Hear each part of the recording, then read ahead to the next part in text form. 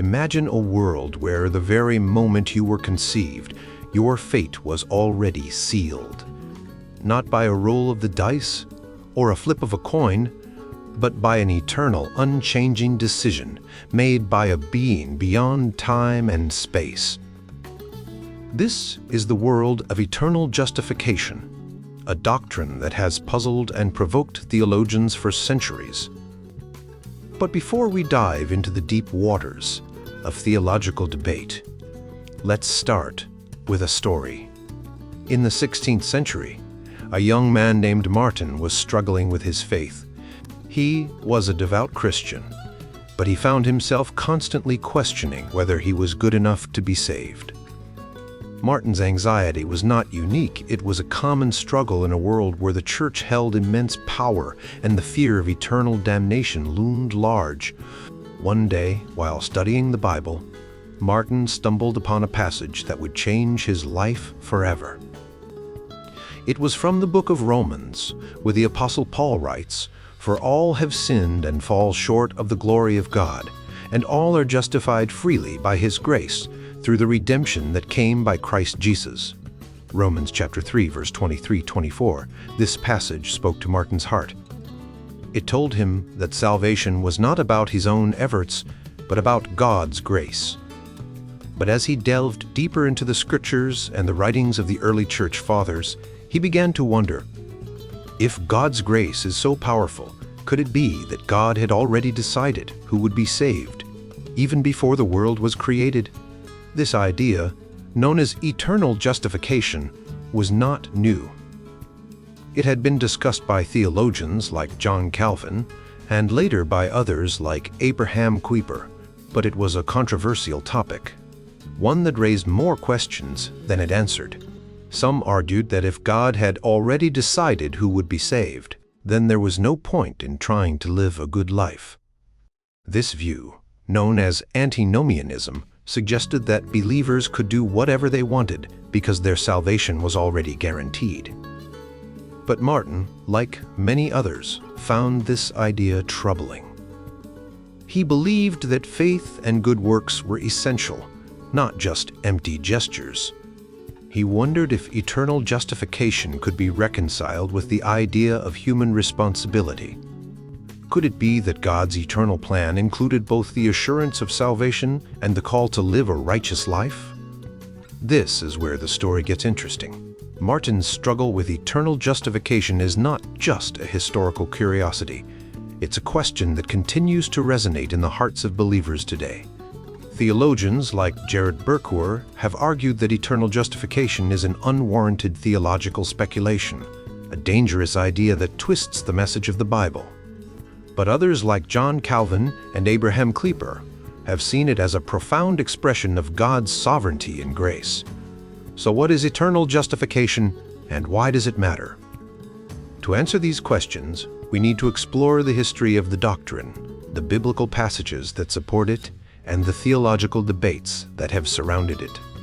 We'll also look at how this doctrine fits into the broader context of Christian theology, particularly in the Reformed tradition. But first, let's take a closer look at the two main versions of eternal justification: justification from eternity and justification in eternity. Both versions have their supporters and detractors, and both offer unique insights into the nature of God's plan for salvation. By the end of this chapter, you'll have a better understanding of why this doctrine has been so controversial and why it continues to be a topic of intense debate. The first version of eternal justification is known as justification from eternity. This view holds that God's act of justification is eternal, but it is applied to believers at a specific point in time. In other words, God's decision to justify a person is made in eternity, but the actual moment of justification happens when a person puts their faith in Christ. This view is supported by passages like Ephesians chapter 1, verse 3-14, which speaks of God's eternal plan of salvation. The Apostle Paul writes, "In him we were also chosen, having been predestined according to the one purpose of him who works out everything in conformity with the purpose of his will." Ephesians chapter 1, verse 11. This passage suggests that God's plan of salvation is not a last-minute decision but a purposeful act that has been in place from the beginning. The second version of eternal justification is known as justification in eternity. This view is more radical and suggests that God's act of justification is not just eternal in its decision, but also in its application. In other words, believers are justified in eternity. And this justification is not just a future hope, but a present reality. This view is supported by passages like Romans chapter 8, verse 28-30, which describes the ordo salutis, the order of salvation. Paul writes, "For those God foreknew, he also predestined to be conformed to the image of his Son, that he might be the firstborn among many brothers and sisters. And those he predestined, he also called. Those he called, he also justified." Romans chapter 8, verse 29-30. This passage suggests a seamless connection between God's foreknowledge, predestination, calling, justification, and glorification. The debate over eternal justification is not just about the timing of God's act of justification. It's also about the implications of this doctrine for human responsibility and the nature of faith. One of the main objections to eternal justification is the fear that it leads to antinomianism. If God has already decided who will be saved, why bother living a good life? Why not just do whatever you want? But, as Martin discovered, this view is not the only one. Many theologians argue that eternal justification does not imply antinomianism. Instead, it emphasizes the sovereignty of God and the grace of salvation, while still calling believers to live a life of faith and good works. Another objection to eternal justification is that it is an unwarranted theological speculation. Critics like Gerrit Berkouwer argue that this doctrine goes beyond what the Bible actually teaches and risks distorting the message of salvation. They believe that the focus should be on the historical acts of God, such as the incarnation and the resurrection, rather than on speculative ideas about eternity. The Reformed tradition, which includes the teachings of John Calvin and the Westminster Confession of Faith, has a nuanced view of eternal justification. The Westminster Confession, for example, states that God, by the most wise and holy counsel of his own will, freely and unchangeably ordain whatsoever comes to pass. Chapter 3, Section 1.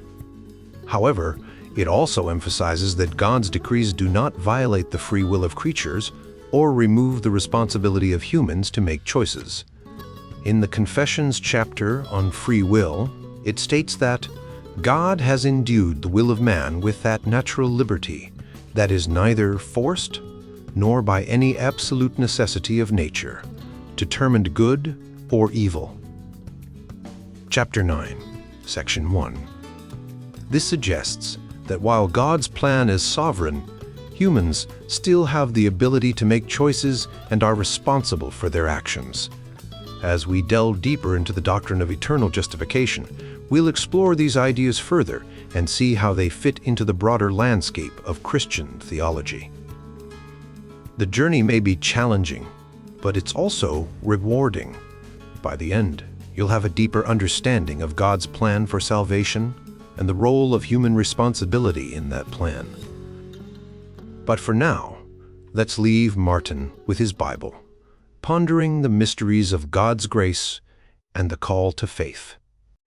The story of eternal justification is just beginning, and there's much more to discover.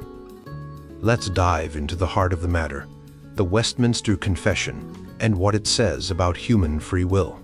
This is a big deal because the Westminster Confession is a key document for many Presbyterian and Reformed churches. It's like a rule book that guides their beliefs and practices. But there's a lot of debate about what it really means when it talks about free will. First, let's talk about a common misunderstanding. Some people think that Reformed theology, which includes the Westminster Confession, means that everything is completely determined by God. They say that if God decides everything, then we can't really choose anything freely. This idea is sometimes called hard determinism. It's like saying that if God has already decided you're going to eat pizza for dinner, you can't choose to eat a salad instead. But is this really what the Westminster Confession teaches? Not necessarily. Many people who study the Confession in depth think it's more nuanced than that. The Confession does say that God ordains everything that happens. This means that God has a plan for everything, but it also says that humans have free will. How can both of these be true at the same time? That's the big question. One part of the Confession that's often cited is chapter 10, which talks about how God calls people to salvation. It says that God uses His Word and Spirit to change people's hearts, making them willing to follow Him. But it also says that people come to God most freely once their hearts are changed.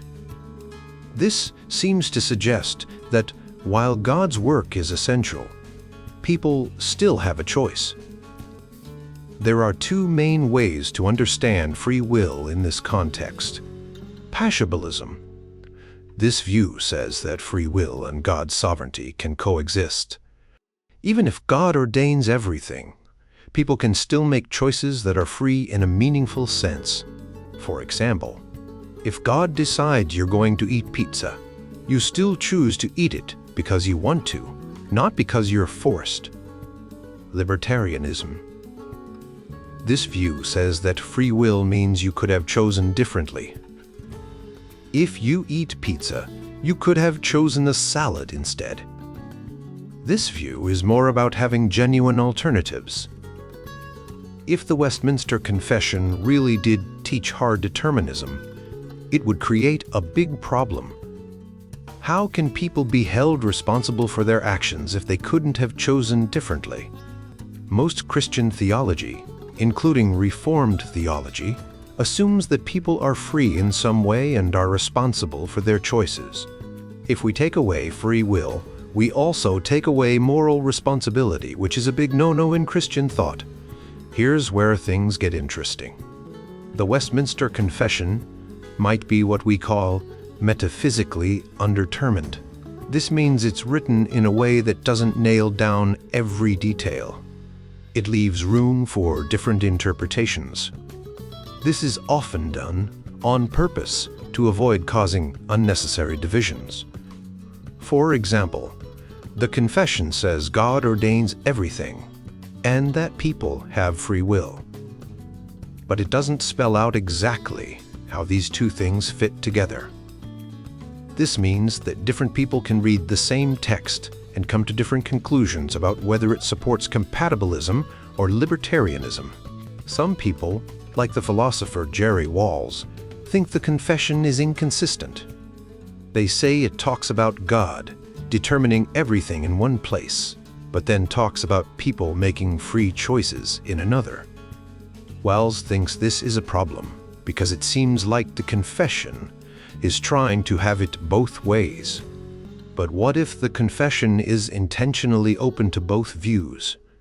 What if it's saying that God's sovereignty and human free will are both true, but it's up to us to figure out how they fit together?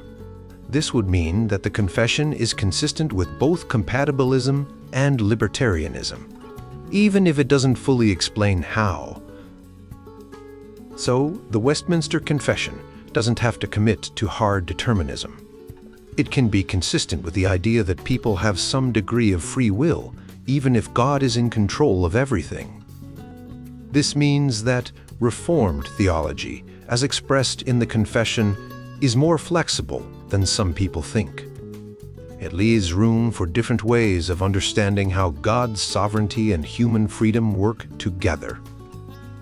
Arminius wasn't the only one whose ideas didn't quite fit the mold of Reformed theology.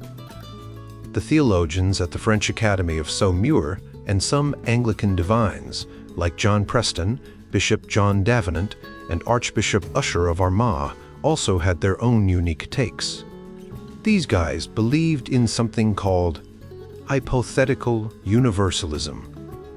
This means they thought God wanted everyone to be saved through Jesus, but only those who had faith would actually be saved. Faith, in their view, was given only to the chosen few. Bishop John Davenant, who led the British delegation to the Synod of Dort, agreed with the Synod's teachings, which many people think mean that Jesus only died for the chosen few. But Davenant didn't see it that way. He believed the Synod's teachings were flexible enough to allow for his own views. This idea that the Synod's teachings could be interpreted in different ways might also apply to the Westminster Confession and its stance on free will. Now, let's dive into the idea of libertarian Calvinism. This is a way of thinking that combines the traditional Calvinist belief in God's sovereignty with the idea that people have free will. First, let's talk about Adam and Eve. In the early days of Reformed theology, people believed in a real Adam and Eve. The question was, were Adam and Eve free to choose to sin or not to sin? The libertarian Calvinist says yes, they were free to choose. This fits with what the Westminster Confession says about human freedom. Next, we need to consider what happened after the fall. The Reformed churches believe that sin has deeply damaged human nature.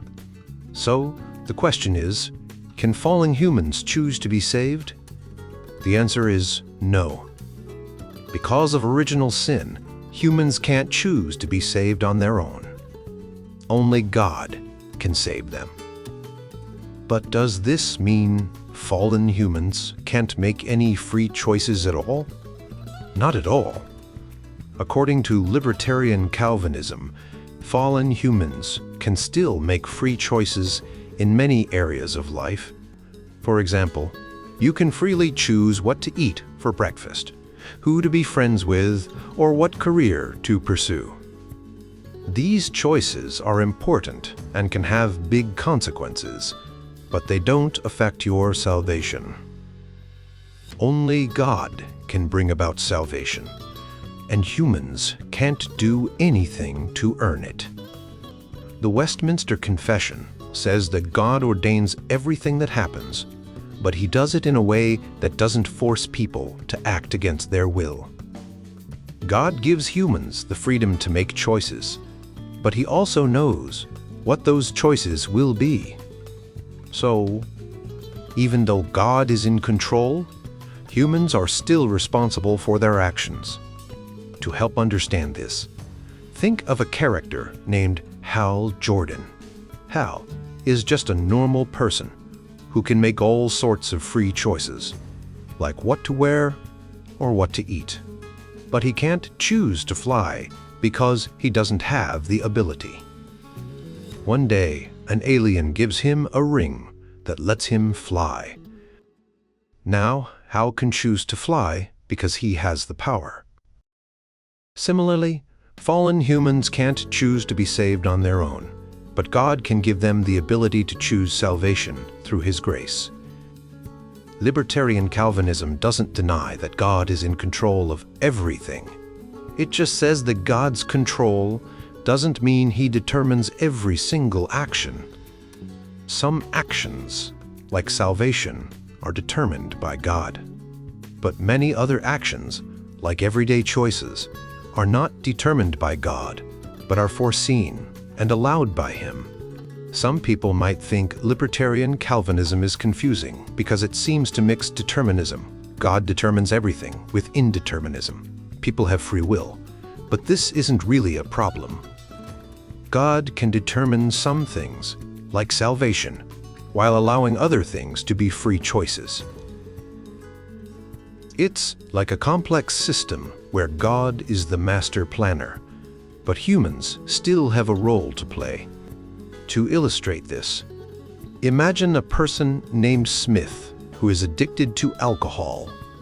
At first, Smith was free to choose whether to drink or not. But after a while, he became addicted and lost the ability to stop drinking on his own. This doesn't mean Smith can't make any free choices. He can still choose what to eat, who to talk to, and other things. but he can't choose to stop being addicted without help.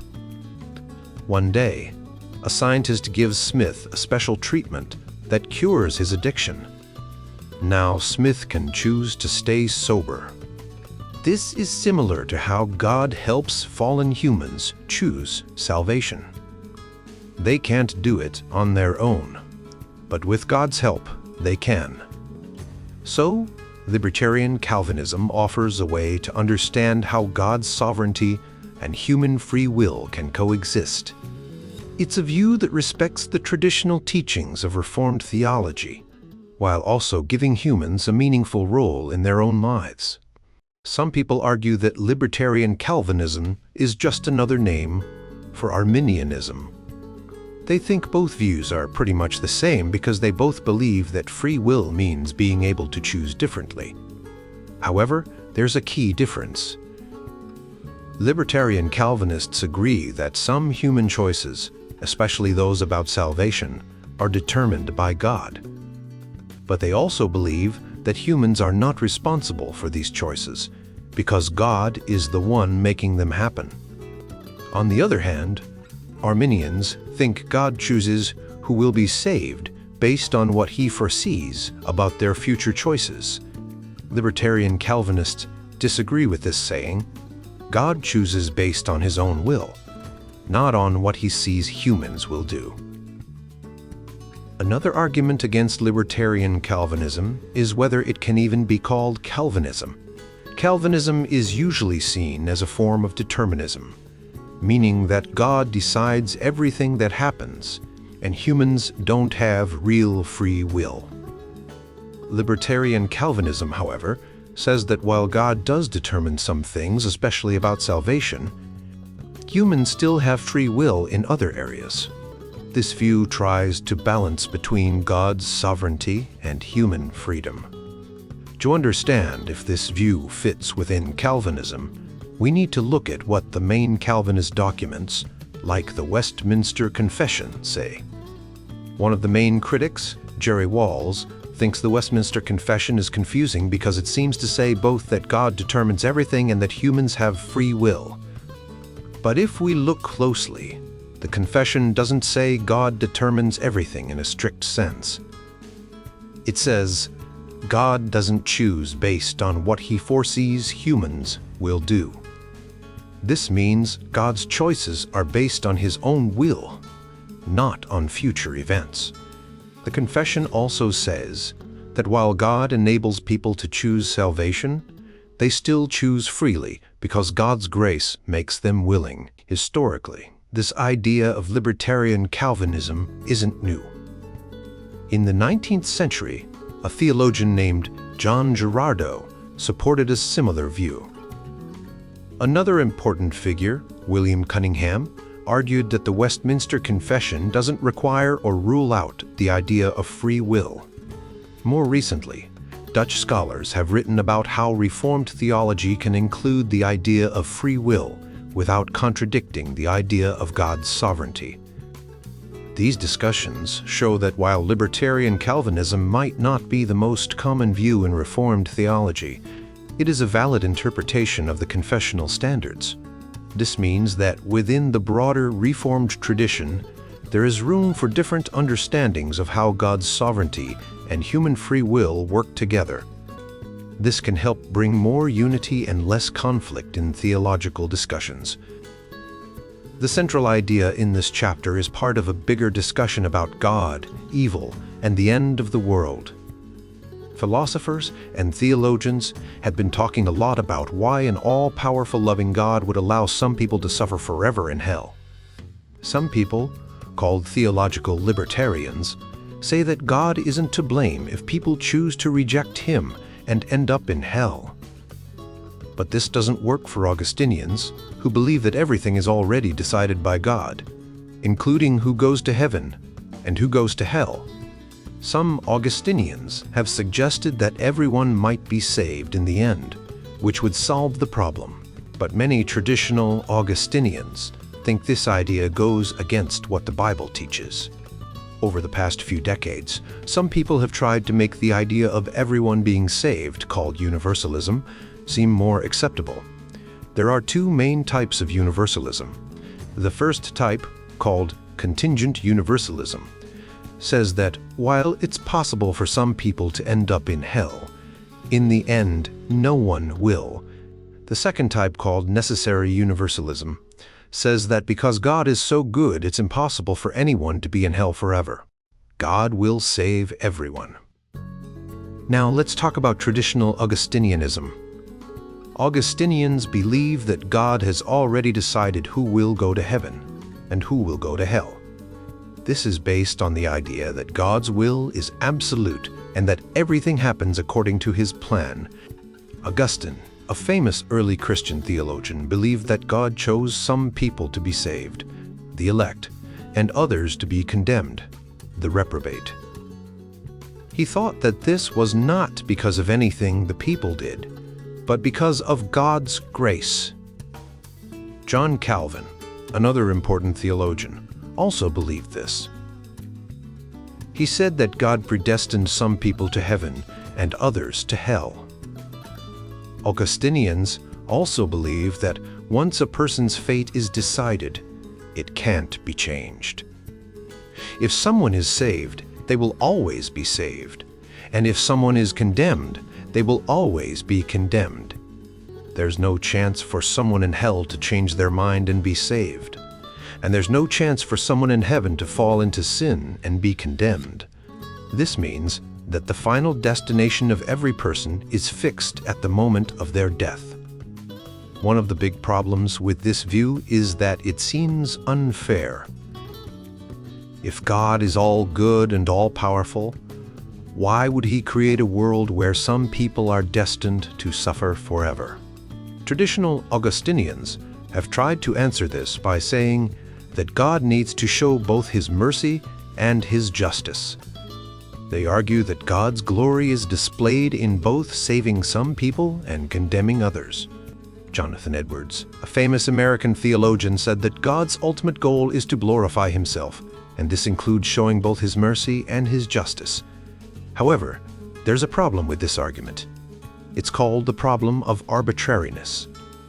If God could choose to save more people, why doesn't he? For example, if God has decided to save 100 people, why not save 101 or 102 or all of them? The argument that God needs to show both mercy and justice doesn't explain why he chooses to save some specific number of people and condemn the rest.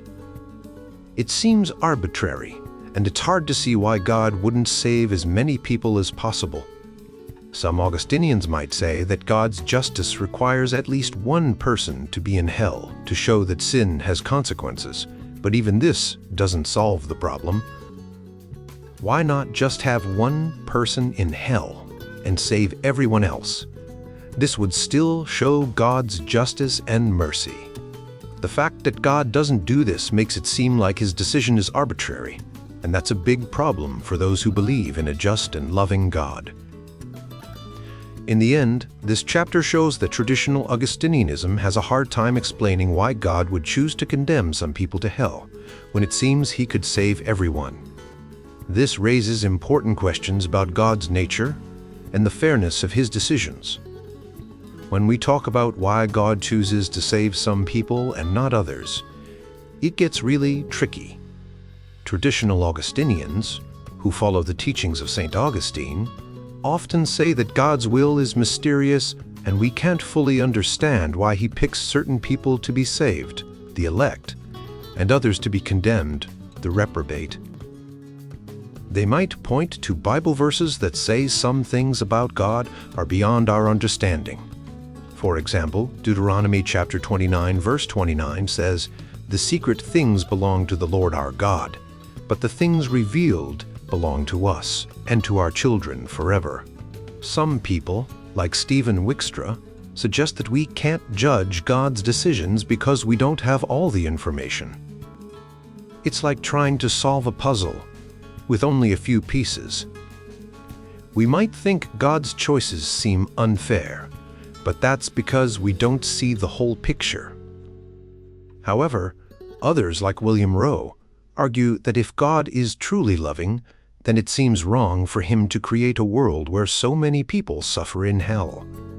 If God could create a world where only one person suffers and still show his justice, why didn't he do that? Augustinians might respond by saying that God's love doesn't mean he has to be kind to everyone. God can be loving and still allow some people to suffer for a greater good. For example, God might allow someone to suffer so that a greater good can come from it, like when Jesus died on the cross to save humanity. This means that even if God seems to be harsh to some, it might be for a reason we don't understand. But what if God doesn't need to condemn anyone to hell to show his justice? This leads us to a different idea called Augustinian universalism. In this view, God chooses to save everyone, not just a select few. Here's how it works. Retributive punishment. In Augustinian universalism, God still punishes sin, but he does it through Jesus. When Jesus died on the cross, he took the punishment for everyone's sins. So everyone's sins are paid for, and no one has to suffer in hell for their own sins. Atonement. The idea is that Jesus' death on the cross is enough to save everyone. This means that all people are part of the set of the elect, and the set of the reprobate is empty. Everyone is saved because Jesus' sacrifice covers all sins. Display of God's attributes. God still shows his grace, mercy, and justice. His grace and mercy are shown by saving everyone, and his justice is shown by the fact that Jesus paid the price for all sins. This way, God's attributes are displayed in a way that is fair and loving to everyone. This idea is different from the traditional Augustinian view, but it still fits with the core beliefs of Augustinianism. It's like saying God's plan is to save everyone, not just a few, and he does this through Jesus. This means that everyone has a chance to be saved, and no one is left out. Some people might think this sounds a lot like what Karl Barth, a famous theologian, taught. Barth believed that God chose to save everyone through Jesus, but he saw it a bit differently. In Barth's view, Jesus is the only one who is truly elect, and everyone else is saved because they are connected to Jesus. It's like being part of a family where the head of the family, Jesus, is chosen, and everyone else is saved because they are part of that family. In both Augustinian universalism and Barth's view, the idea is that God's plan is to save everyone, and he does this through Jesus. This means that God's love and justice are shown in a way that is fair and loving to everyone, without leaving anyone behind. This election ties closely with the idea of Christ's atonement, which seems to have a universal tone. It's like saying, the rejection, the wrath, and the death that all people face, God in his love transfers from all eternity to Christ, in whom he loves and elects everyone, and whom he chooses as the head and in place of all people. This might sound a lot like Augustinian universalism, where everyone is saved. However, Karl Barth, a famous theologian, has a different take on this. Barth believes that all humanity is included in Christ's election. He says that Christ's death on the cross atones for all sins, and this atonement is not just a potential, but an actual atonement for all sins. In Barth's view, Christ is the elect one, and all who are in Christ are part of this election. This is different from the traditional Augustinian view, which holds that there is a specific group of people who are elect, and their sins are atoned for through Christ. The key difference is that Barth does away with the idea of a specific set of elect people. Instead, he focuses on Christ as the elect one, and everyone is connected to this election through Christ. This is like a vine and its branches. Christ is the vine, and we are the branches. In contrast, traditional Augustinianism keeps the idea of a specific group of elect people, and their sins are atoned for, satisfying divine justice and showing God's grace and mercy. Some people argue that the traditional Augustinian view doesn't necessarily mean only a few people are saved. They say it's possible to interpret Augustinianism in a way that everyone is saved, which is called necessary universalism. Barth, however, doesn't agree with this. He sees his view as distinct from both traditional Augustinianism and universalism. One might wonder if this view is a form of deviant Calvinism. There are two main ideas it could be confused with: Arminianism and hypothetical universalism. Arminianism says that Christ's atonement is available to everyone, but only those who freely choose to accept it are saved. This means that God foresees who will choose Christ and who won't, and those who don't choose Christ are damned. This is different from Augustinian universalism, where God ordains everything that happens, and everyone is saved. Hypothetical universalism says that Christ's atonement is sufficient for everyone, but only the elect are given faith, so only they are saved. This is also different from Augustinian universalism, where Christ's atonement is both sufficient and effective for everyone, and everyone is saved. There have been some thinkers who have hinted at ideas similar to Augustinian universalism. For example, William Hastie, a professor in the late 19th century, suggested that Reformed theology could lead to universalism. He believed in an endless development of all souls, leading to the realization of God's absolute purpose. Even if traditional Augustinianism is the correct interpretation of the Bible, the idea of Augustinian universalism raises a new problem of evil. If God could create a world where everyone is saved, and this satisfies divine justice, why didn't God create such a world? Or why didn't God create a world where only a few people are damned, which still satisfies divine justice and might be better? These questions challenge traditional Augustinianism, even if it is the mainstream view. They force us to think about why God created the world as it is, with the possibility of some people being damned, when a world where everyone is saved seems better and still aligns with divine justice. In this chapter, we've been exploring a big question in Christian theology. Can everyone be saved, or are some people destined to be left out? This idea that everyone will eventually be saved is called universalism. On the other hand, the idea that only some people will be saved is called particularism, or particular salvation. To understand this better, let's break it down a bit. The elect are the people God chooses to save. The reprobate are those who, according to some beliefs, are not chosen and will not be saved. Special grace is the grace that ensures someone is saved, while common grace is the grace given to everyone, like the ability to enjoy the world and its beauty. Now, some people argue that if God is all-loving, then God would want everyone to be saved. This is where the idea of universalism comes in. But others, especially those who follow Augustinian ideas, believe that God has a specific group of people, the elect, who will be saved, and others, the reprobate, who won't. One of the main arguments against universalism is that if God could save everyone but chooses not to, it might make God seem less loving or just. This is a tricky problem, and it's one that Augustinians have to deal with. They might say that God has a good reason for not saving everyone, even if we don't understand it. But what could those reasons be? One idea is that God values human freedom.